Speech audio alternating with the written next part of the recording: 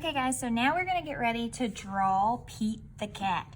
The materials you'll need, first grab a piece of paper, and you may want to go ahead and grab something to put behind it for when we color, like a placemat of some kind.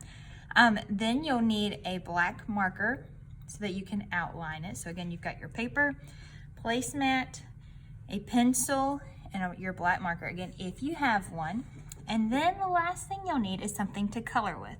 Now on mine, I used crayons. Then I grabbed my bag of those broken crayons that I love to use on the background. And then I picked a couple of markers so that way I could write "It's all good" on there. Pete the cat's favorite saying. So again, piece of paper, pencil, something to color with. And then if you have a black marker, we'll use that. And if you have regular markers, we can add little details with that as well. Okay, so let's get started. I'm gonna slide this over. I'm gonna come over. What you're gonna do is you're gonna start with a little curved line right in the middle of your paper up here. Okay, a nice little curved line. Okay, now we're gonna draw the part of his ear. So we're gonna go 1, 2. 1, 2. Okay, now we're gonna draw a line that goes down and down.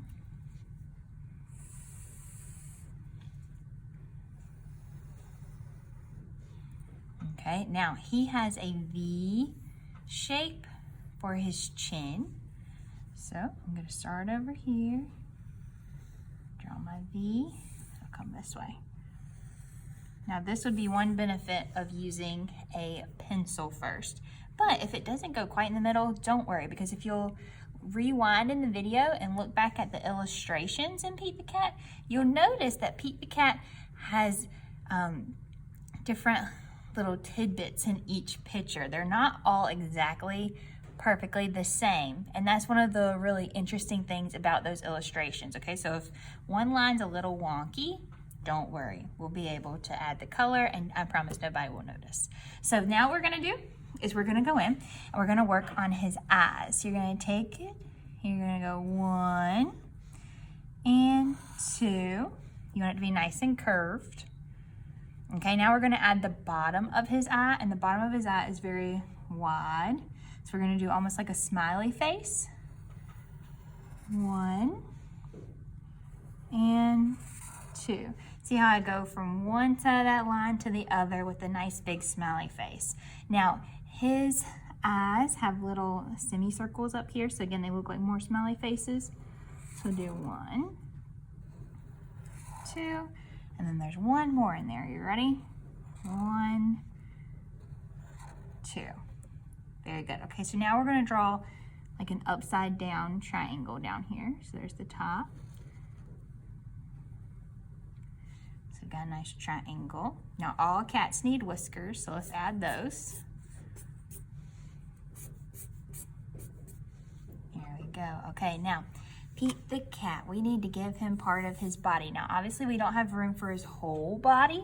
If you choose to do yours drawing maybe this direction, you will, but doing it this way, we're not gonna have room for the whole body. So what we're gonna do is we're gonna draw his neck, 1, 2. And again, if you look back in the illustrations, you'll notice his neck is very, very skinny and his head is rather large, okay? So we were gonna kind of copy that on ours. So now we're gonna go in, we're gonna draw his arms. You ready? 1 and 1. Okay, now we're gonna draw the bottom part of the arm. You ready? So 2 and 2. Now notice he doesn't have any hands. And as I said, if you look back in the illustrations, you'll notice he has almost like it looks like a mitten almost. That's his paw. We're gonna add that with almost a whole circle. Almost. Let's do the same thing over here. There we go. So again, almost a whole circle. And then I'm gonna take those last 2 lines and take them off the paper. 1 and 2. Now since Pete is a cat, I'm gonna give him little spots where his claws would go on his paw. There we go. Okay, so far I have Pete the cat's head, I have his body. Now, my favorite thing about Pete the cat is his calm, cool, groovy attitude. So on mine, I added, it's all good. You may want to write, I love my white shoes, or watch out for the blueberries. Be thinking about what you want to write. But again, my favorite part about Pete the Cat, whether it's I love my white shoes or Pete the Cat and his 4 groovy buttons, he's always calm, cool, and collected. So I'm gonna write it's all good. Let's see. It's all good. Again, he encountered some things that were not very fun, but instead of getting upset, he sang his song and he kept on walking. I think that's an awesome outlook. Now, once we've got that, you'll notice I put my placemat underneath there. I've got my crayons ready to go. I've got my markers. Again, my favorite crayons.